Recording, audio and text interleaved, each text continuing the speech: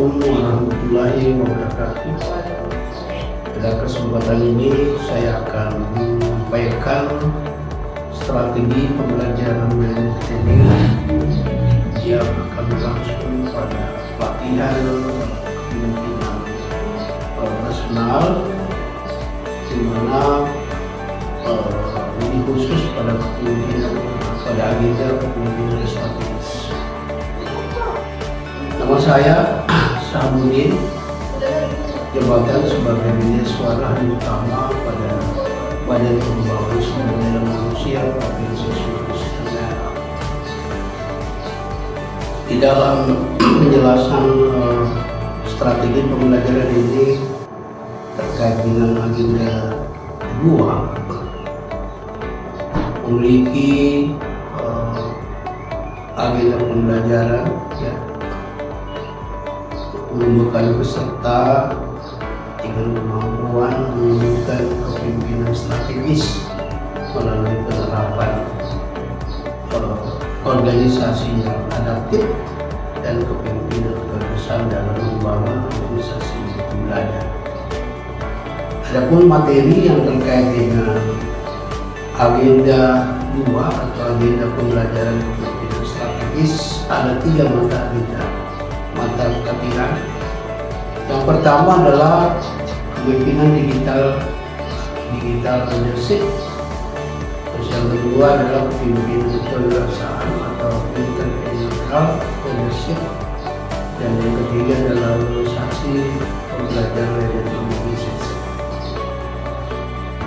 Bapak dan Ibu sekalian, pelatihan kepemimpinan PKN 2 ini ada 4 agenda yang akan berlangsung. Pertama ada agenda pengudangan, agenda 1 yaitu agenda pengembangan diri, kemudian agenda 2 yaitu kepemimpinan strategis ya, kepemimpinan strategis. Dan hari ini saya akan menjelaskan terkait dengan strategi pelaksanaan dari pembelajaran agenda 2 kepemimpinan strategis. Kemudian agenda 3 yaitu manajemen strategis, dan yang terakhir adalah agenda 4 yaitu aktualisasi kepemimpinan. Bapak dan Ibu sekalian, tiba pada inti dari penyampaian strategi pembelajaran agenda yang akan dilaksanakan melalui learning, distance learning, self learning dan self activity dan group activity klasikal. Skenario pembelajaran yang akan disampaikan dalam proses pembelajaran agenda 2 kepemimpinan strategis kalau dijadwal itu pada hari ke-14. Yang pertama adalah kegiatan sinkronis. Ini adalah 4JP. Di sini akan dilakukan perkenalan dan membangun hubungan antar peserta. Kemudian menggali pemahaman hasil pembelajaran mandiri dan self learning ya. Di sini akan terjadi diskusi antara fasilitator ya, dengan peserta ya. Kemudian menggali pemahaman keterkaitan. Peserta juga diharapkan bisa menjelaskan keterkaitan agenda 2 dengan agenda 1 dan agenda 3 dan 4. Kemudian pembulatan dan penguatan agenda oleh fasilitator atau Bendeswara. Yang terakhir adalah menjelaskan penugasan asinkronus hari ke-14. Kemudian kegiatan asinkronus yang kita lakukan adalah bagaimana memberikan penugasan itu self activity. Jadi peserta diharapkan bisa mendiagnosa permasalahan kepemimpinan strategis, kemudian di organisasinya dikaitkan dengan agenda 2 yang sudah dipelajari. Kemudian ada penugasan kelompok atau group activity. Kelompok nanti akan dibagi 3 kelompok. Kemudian kelompok yang akan dibagi itu akan mendiagnosa ya, organisasi berdasarkan isu yang dipilih dan esai yang disusun yang berlangsung pada pelajaran mandiri, karena di situ ada esai yang dihasilkan oleh peserta. Esai yang diusaha oleh kelompok berasal dari SEI yang disusun anggota subkelompok yang lainnya. Jadi ada perbedaan. Kemudian penugasan diupload di LMS. Jadi hasil diskusi itu, hasil pembahasan kelompok itu akan diupload di LMS. Kemudian di hari ke-15 kegiatan sinkronos, peserta mempresentasikan.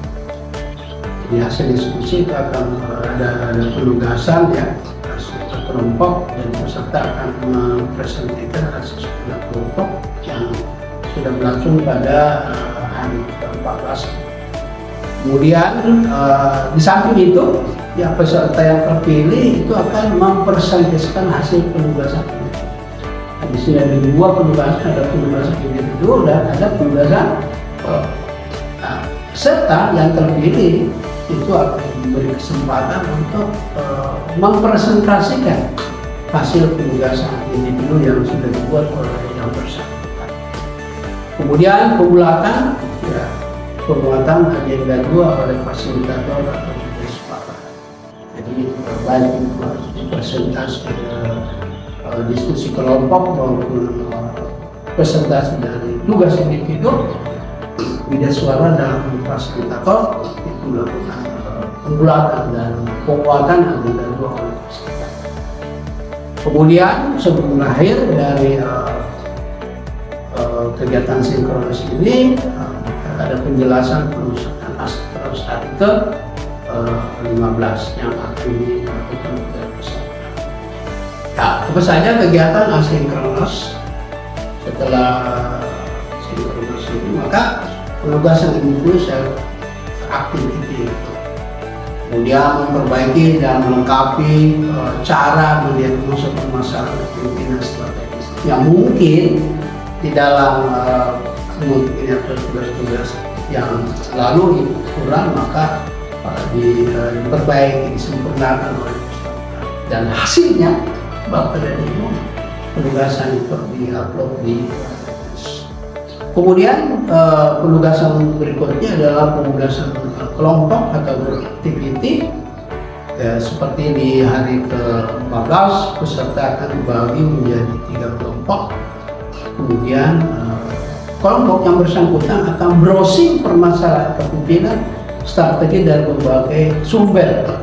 Kemudian diagnosa permasalahan tersebut dan tampilkan dengan video. Jadi nanti akan dibuat video dan dengan durasi panggilan masuk. Hasilnya itu diupload di LMS pada hari ke-16. Kemudian pada hari ke-16 kegiatan sinkronos ya, ada tatap muka serta mempresentasikan seputar kelompok. Kemudian pembahasan hasil prestasi oleh kelompok lainnya, kemudian pembulatan dan penguatan agenda 2, media suara atau fasilitator, kemudian penjelasan penugasan sinkronis 1-15. Apa yang dilakukan oleh peserta? Ya, penugasan kelompok yang itu akan dibagi menjadi 3 kelompok, kemudian membahas kasus yang diberikan oleh fasilitator, kemudian dianalisis permasalahan kepemimpinan strategisnya, dan hasilnya akan diupload di LMS. Kemudian Bapak dan Ibu, yang terakhir adalah kalasikal yang dilakukan dengan peserta. Di dalam proses hari ke-37 ini dilakukan dengan klasikal. Kita akan menggali pemahaman peserta dari pembelajaran milenial dengan memberikan pertanyaan umum. Jadi banyak hal yang bisa kita lakukan, bisa bertanya. Pertanyaan itu akan mendorong peserta mengungkapkan apa permasalahan yang dihadapi, ditemui dalam pembelajaran training. Kemudian meminta peserta mendiskusikan dari permasalahan yang sudah dikemukakan oleh peserta, itu akan didiskusikan dalam 3 kelompok. PC yang dipilih, jadi fasilitator akan memilih PC yang dikemukakan oleh peserta untuk dibahas dalam politik. Kemudian fasilitator atau media suara itu memberikan penguatan dan penjelasan agenda 2 dari hasil diskusi kelompok yang dilakukan pada hari itu. Bapak dan Ibu sekalian, demikianlah strategi pembelajaran agenda 2 PKN 2 yang bisa saya sampaikan. Sebelumnya saya akhiri, saya mohon maaf yang sebesar-besarnya jika dalam penyampaian mungkin ada kesalahan dalam aturan, kesalahan kalimat, penyampaian. Saya sebagai peserta workshop bukan permohonan maaf. Saya ini hanya manusia biasa yang tidak luput dari kesalahan. Saya koreksi dan masukan dari evaluator sangat saya. Sekian dan terima kasih. Assalamualaikum warahmatullahi wabarakatuh.